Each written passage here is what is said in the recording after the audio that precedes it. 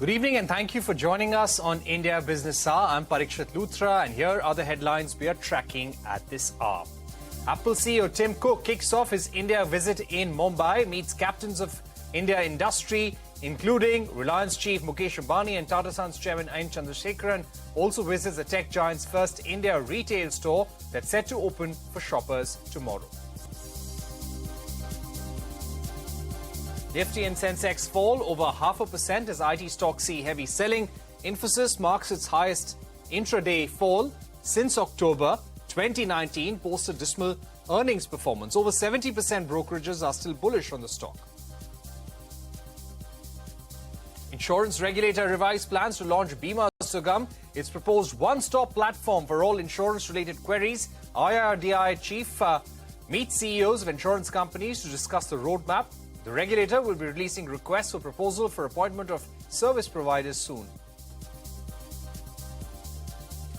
Air India redesigns compensation for its flying staff, increases the guaranteed flying allowance for pilots and cabin crew to 40 hours a month, also extends employable age limit for fixed-term contract pilots to up to 58 years and revises the stipend paid to trainee cabin crew as well. The centre files a fresh application before Supreme Court opposing legal recognition for same-sex marriages. Ahead of the hearing, argues that petitions in support of same-sex marriage represent urban elitist views as popular will recognizes marriage as exclusively heterogeneous. Uttar Pradesh police forms a 3-member special investigation team to probe the murder of gangster-turned-politician Atiq Ahmed and his brother Ashraf. A 3-member team of supervisors has been formed as well.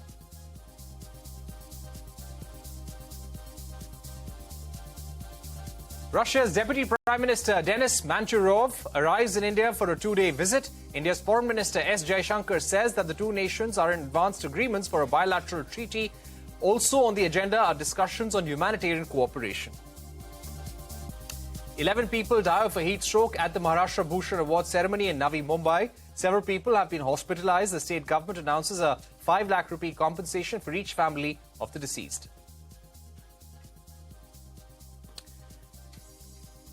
Tech giant Apple is marking a major expansion of its India footprint with the launch of its first flagship retail store in India tomorrow. Apple CEO Tim Cook kicked off his India visit in Mumbai. He met captains of Indian industry, including Reliance chief Mukesh Ambani and Tata Sons chairman N. Chandrasekaran. Located in Mumbai's Bandra Kurla complex, the store is tipped to be the most sustainable of Apple stores worldwide. Apple will open its second store in New Delhi on the 20th. The launch of the retail stores comes at a time when Apple is eyeing at expanding its manufacturing capabilities in India, curbing its dependence on China. My colleagues Shivani Gharat and Shivani Bazaz bring us a sneak peek of the two stories.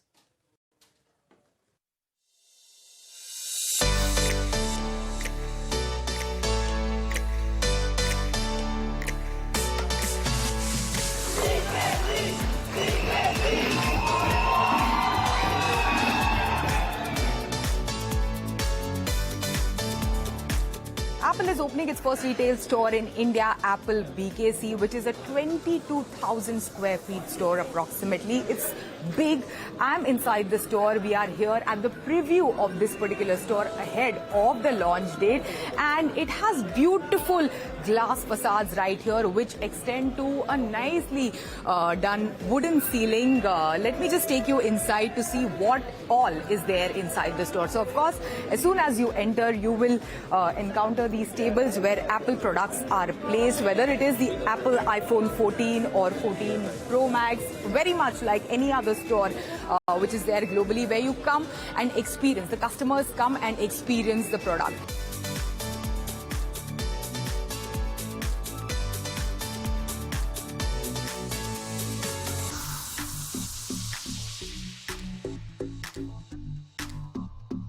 We are standing in front of Delhi's first ever flagship Apple store that will open its gates for customers on April 20th from 10 a.m. onwards here in Select City Walk, Saket. At the moment, the only teaser here is the barricading right behind me, which is based on Delhi's many cultural gates that signifies Delhi's rich cultural heritage. The barricading also has a QR code on it which can be scanned to get information about the upcoming store and also to download the Apple's Delhi wallpaper. Specially curated playlist based on Sound of Delhi can also be accessed on Apple Music through this QR code. Apple has earlier said that Apple BKC and Apple Saket flagship stores are pivotal to turbocharge Apple's future growth in strategic markets like India. In Saket's Select City Walk Mall, the Imagine store was Apple's premium reseller, but the store has been shut down days before Apple's flagship store's opening here. The new Apple store in Saket is likely to be an experience center and a major attraction for tech enthusiasts. Now no need of going to Dubai. Like officially all the people go to Dubai and buy variety of colors to India.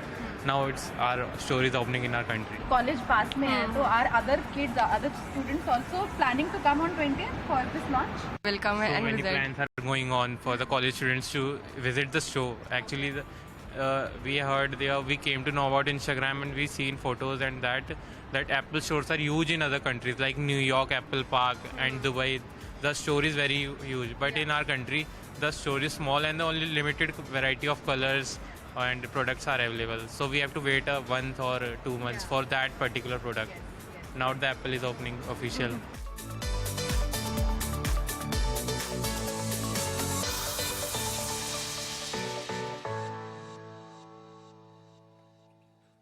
Apple CEO Tim Cook is scheduled to meet Minister of State for IT Rajiv Chandrasekhar ahead of the Delhi store launch on the 20th of April. The discussions are likely to focus on Apple's India plans. Tim Cook is likely to express confidence in India acting as a manufacturing design hub for Apple. He's also likely to share commitment for further expansion of Made in India Apple products. So why is Apple so hot on India? Ashmit Kumar explains. Well, Cupertino, California to Mumbai can be a long flight, but by the look of things, Tim Cook is excited and charged ahead of India's retail store launch. This launch marks Apple's 25 years in India, but it is only in the last few years that we saw Apple really dialing in. Now, in the month of February, Apple chief referred to India as a hugely exciting market and a focus area for the company. So let's take a look at what has inspired this focus on India by Tim Cook. Now, Apple began production in India in 2017, usually with old iPhone models. But all of that has changed. Apple's Taiwanese contract manufacturers, Wistron, Foxconn and Pegatron have dug in their heels for the long haul and are going full throttle.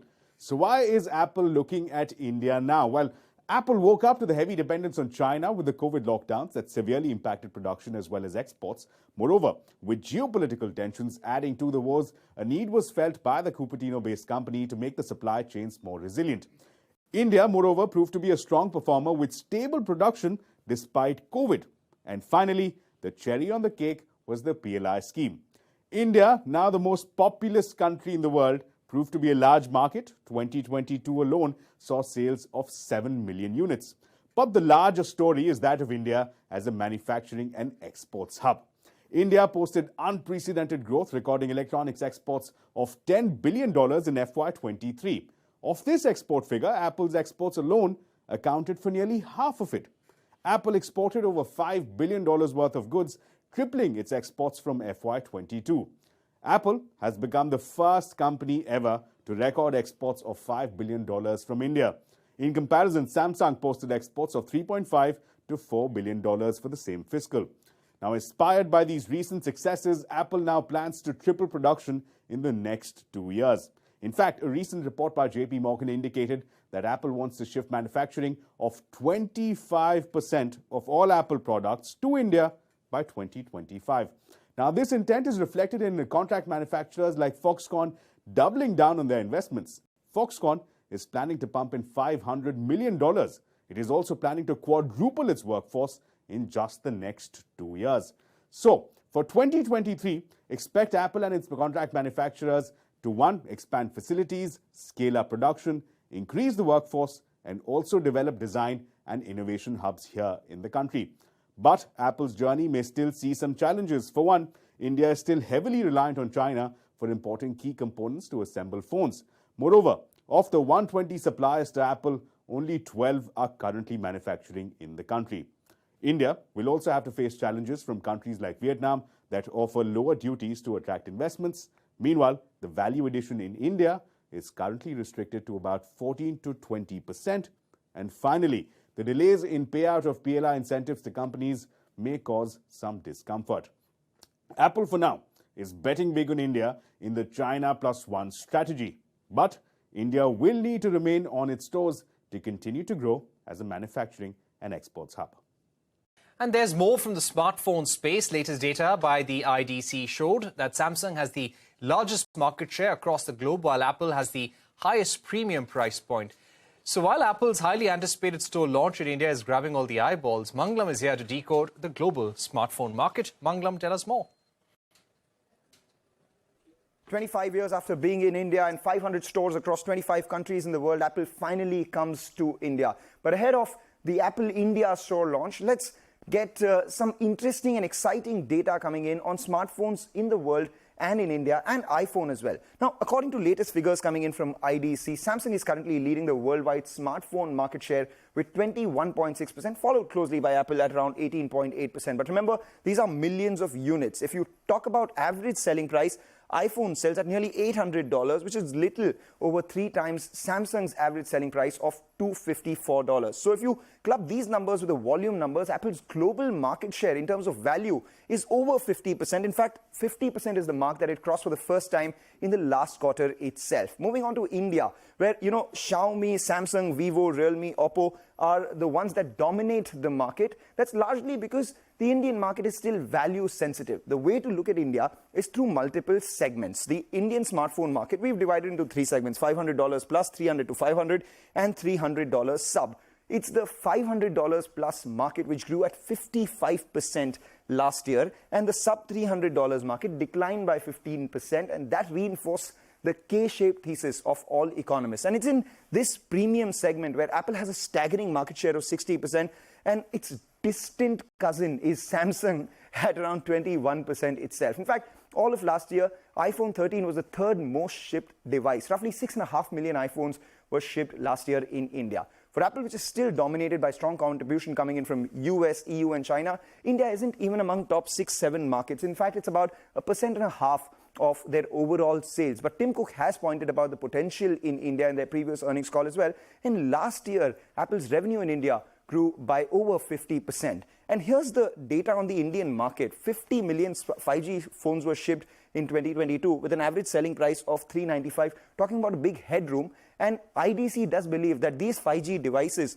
could be up roughly 60% of their overall shipments in 2023 itself. And that brings us now to the Apple Store in BKC, for which reports suggest that they're paying 42 lakh rupees per month plus 2% of their monthly sales as rent, which escalates by 15% every 3 years and 0.5 percentage point increase in their monthly sales share as well. Now, globally, Apple does about $6,000 to $6,500 per square feet as sales. Now, assuming 1/3 of that in India, because India is a value-sensitive market, Apple BKC alone could do 300 crores in annual sales. How's that for numbers? All right. Thanks very much for getting us that update, Manglam.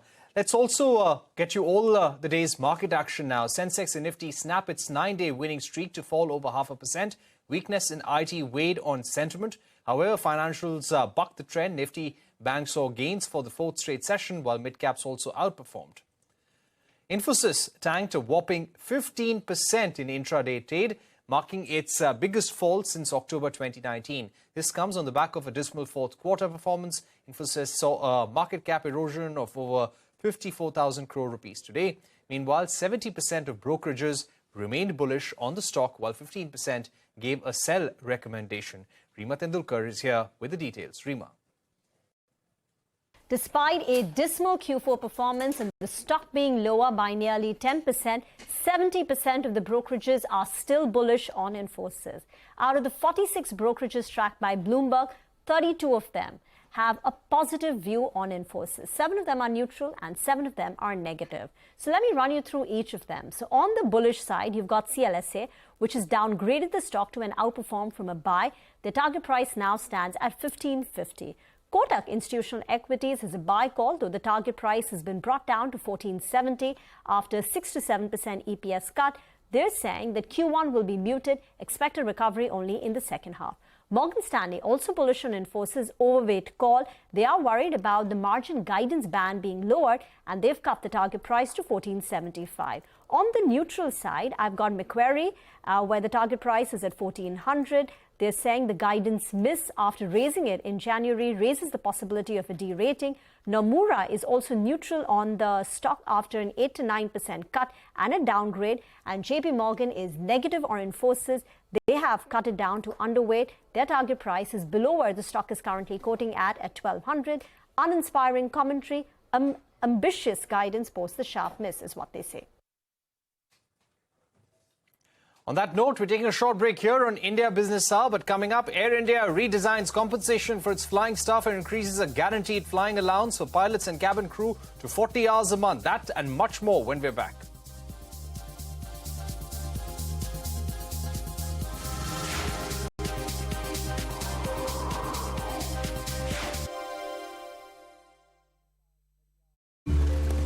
What if buildings could tell you how they could be more efficient? I'm listening. Well, with IBM, you can use software to help you connect and analyze data from heating and cooling to elevators to lights. What if we use AI-driven insights to pinpoint inefficiency? Yep, and act on it. Saving energy, money. And emissions. Yep, that's a big one.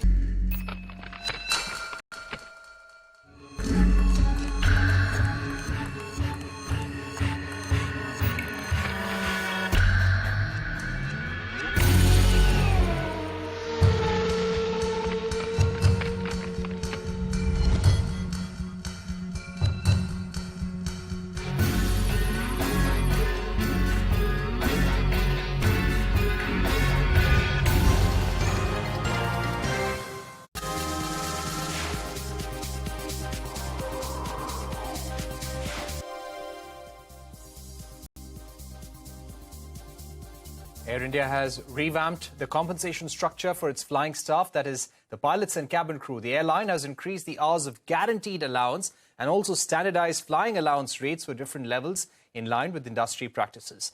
Madiha Mujawar joins us with the details. Madiha, what's the new structure looking like?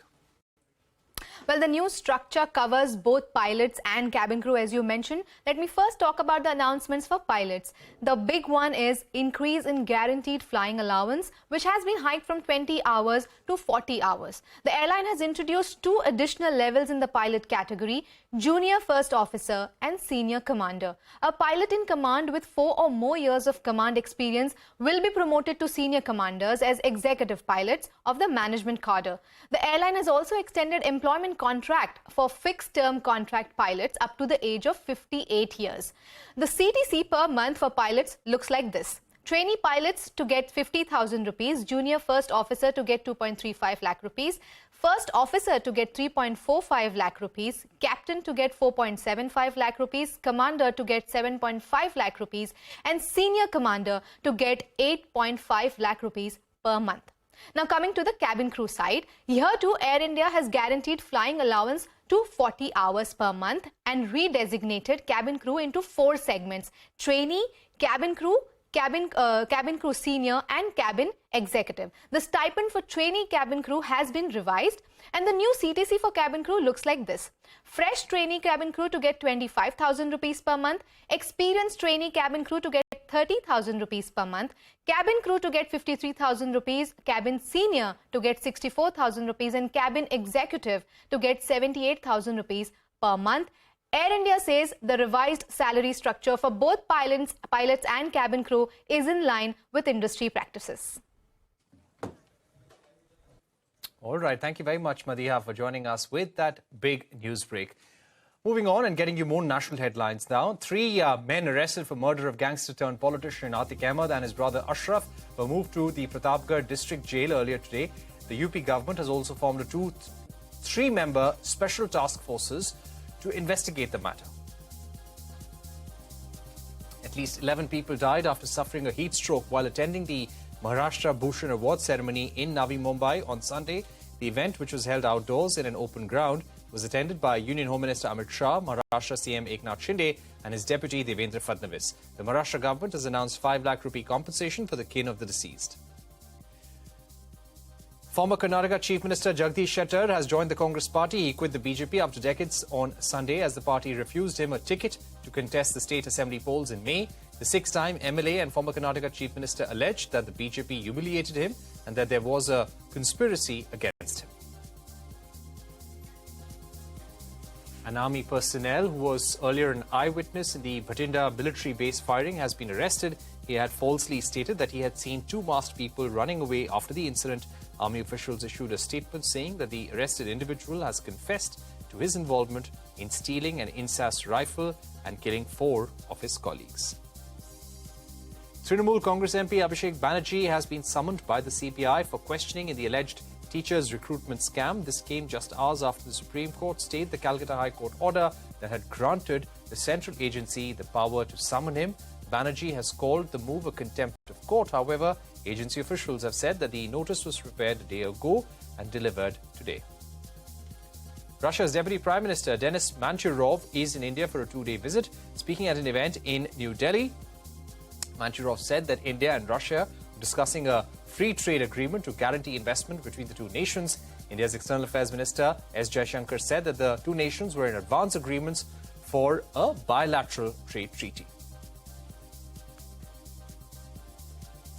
After spending years in obscurity, the Indian drone industry is starting to take off.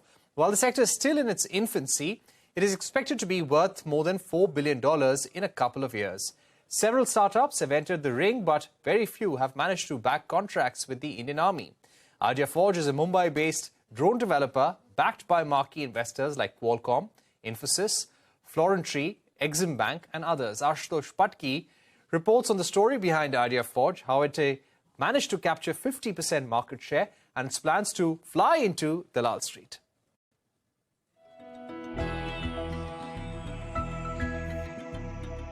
The movie 3 Idiots was the first time many Indian households got acquainted with the concept of drones. And prototype of the drone used in the movie was developed by a homegrown startup called Idea Forge. Idea Forge is now a pioneer in the Indian unmanned aircraft systems with a market share of nearly 50% in 2022.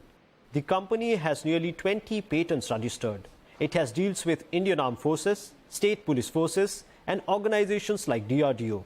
In April 2022, it backed $20 million in its Series B funding round from several investors including Florentry, Infosys and Exim Bank of India, among others. India is getting excited about the flourishing drone industry as it aims to be the global drone hub by the end of the decade. These steps like liberalization of the drone rules, rationalization of the norms for the drone pilots and establishment of the drone schools have given new direction to the industry. The recent allocation of Rs 120 crore under the PLI scheme in the recent union budget acted as a booster dose for the Indian manufacturers. Even just a few years ago, drones were considered a niche industry, but now investments are starting to pour in. Ankit Mehta, the CEO of Idea Forge, which was formed in 2007, has witnessed a complete transformation in government policies and investments throughout the years. I've in a way seen the drone regulations go from ignore to deny to accept to support. That whole cycle we have seen, right, from the very beginning. And absolutely we are delighted to know that now it is a regime that is enabling. It is a regime that wants to deploy these systems in an environment where we will now be able to take these systems and utilize their benefit without undue bottlenecks around the space we are operating in and the environment we are doing it. As long as we are in those green zones up to that altitude, we are free to operate it for whatever purpose is possible. Of course, we have to take the right set of drones to do those operations. Apart from the production-linked incentive schemes for the sector, government is using drones effectively in schemes like Swamitwa. It is an ambitious program to survey and map about 6.6 lakh villages before 2025 to provide accurate land records and reduce property disputes. Swamitva scheme is actually, in our opinion, one of the largest mapping programs in the world, where the government is looking to map all the 660,000 villages of our country and create property cards of all the Abadi areas, the areas where the villagers live, so that they can have, for the first time, ownership of their own house. And once you bring people into the economic mainstream, you can unlock their ability to create the necessary resources for their well-being and their upliftment and their business, right? So that is the major impact of the Swamitva scheme. That's the vision with which the scheme was launched. In 2021, IdeaForge was awarded a contract worth $20 million by the Indian Army for Switch UAV. As a part of its contract with the Indian Army, the drone company shall deliver 200 systems soon to augment Army's surveillance capabilities. In a bid to boost domestic manufacturing, the government banned import of drones in 2022 while exempting imports for R&D, defense and security purposes. However, there are no restrictions on imports of drone components. India accounted for 22% of global drone imports as of January 2022. IdeaForge is also gearing up to fly into Dalal Street. It has filed its draft red herring prospectus with SEBI for an IPO. The global drone market is poised to become a $54 billion market by 2025. Due to the initiatives like Atmanirbhar Bharat, the Indian drone manufacturing potential will be worth $4.2 billion. Considering all the efforts that are being put in, it won't be wrong to say the sky will be just the beginning for the Indian drone sector. With cameraman Bharat Kori, this is Ashutosh Patki for CNBC-TV18. All right, that's a sneak peek into India's push for drone manufacturing. With that, it's a wrap on this edition of India Business Hour. Thank you for watching. Goodbye.